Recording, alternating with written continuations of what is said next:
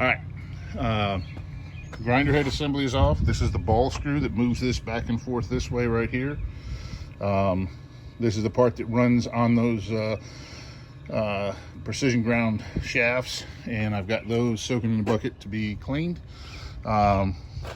There's 3 screws here, but in order to do this, I've got to take these drip pans off here. You can see those are those screws, and they're hidden.